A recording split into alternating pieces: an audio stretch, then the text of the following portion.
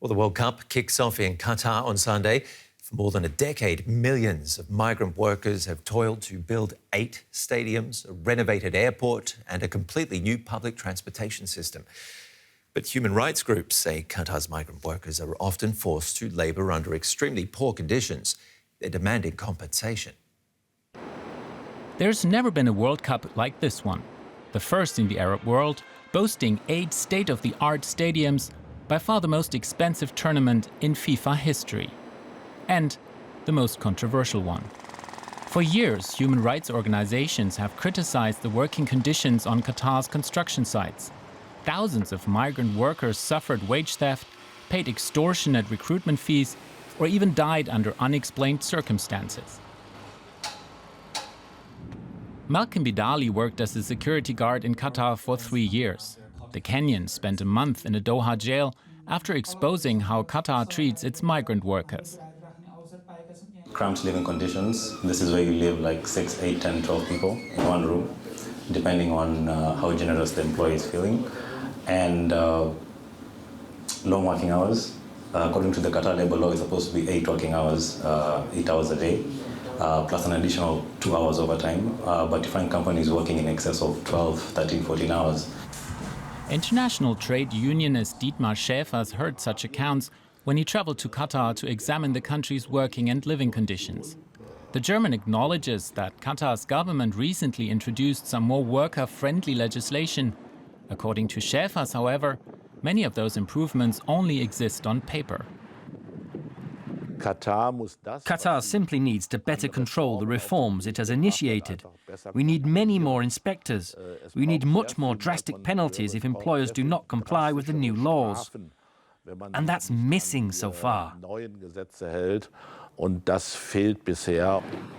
Qatar's government admits that there are still some deficits, but it also complains that the country is being treated unfairly. We are not claiming we are perfect, but it's a journey that we will ride. Let's be realistic and calm down rather than just jump into the wave so that let's talk about human rights. We all respect it, but we need to be a bit, modest about it. Human rights groups have led demands for FIFA and Qatar to create a compensation fund for migrant workers to remedy abuses during World Cup preparations. But Qatar's government has already rejected such demands, calling them a publicity stunt. Dave Brannock from DW Sports joins us. Dave, we're just days away from the World Cup. Has the world been taken over by World Cup fever? No, not particularly. And of course, as we saw, there's a lot of controversy around this World Cup, and that has put a pretty big role in putting a damper on excitement.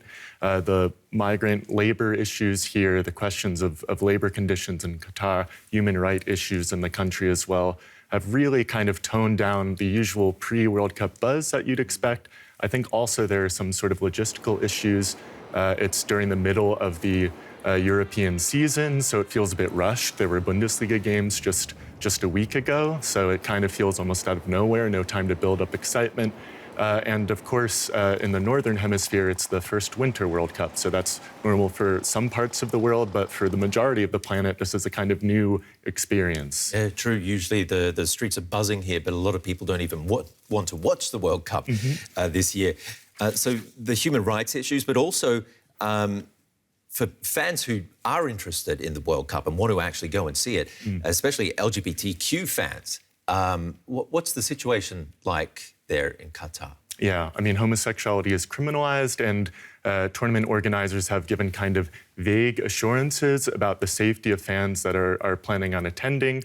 And I do think with so much attention on the World Cup, it's relatively unlikely that visiting fans are going to get in too much trouble. I think what is more likely to be a potential issue is for Qatari residents themselves. If they get involved in protests, if they're caught breaking the law, I can imagine repercussions could be a lot bigger. But it's also a question that players have wrangled with as well. England has started a One Love campaign where there's a rainbow armband that captains wear in a show of solidarity, but it's also unclear just how many captains and teams will actually wear these.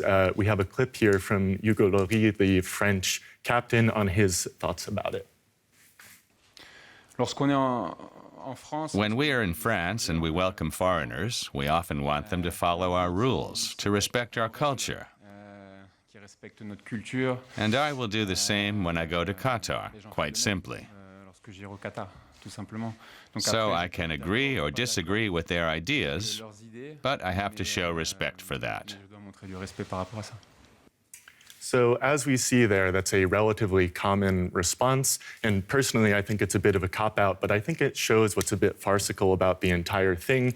FIFA has put fans, players, teams in a very difficult position where they all kind of individually have to make decisions about, you know, what kind of statements will they make? Do they feel comfortable watching this? Do they feel comfortable attending? And then, you know, we're talking about armbands when the tournament is still being played in a tournament where homosexuality is illegal. And I think it just shows some of the issues with how we're sort of discussing this. What about on the pitch? I want to get to that, at least. Who's actually going to win, do you reckon?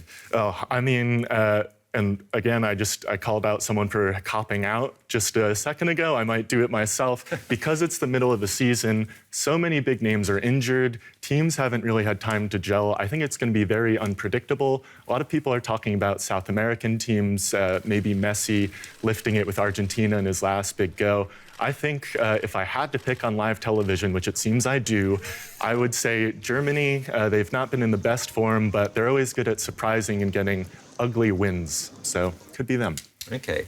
Does it have anything to do with the fact that you're here in Berlin, in Germany? Nothing at all. Nothing to do with that. Dave Brannock from DW Sports, thank you very much for the analysis. It's going to be a very interesting World Cup.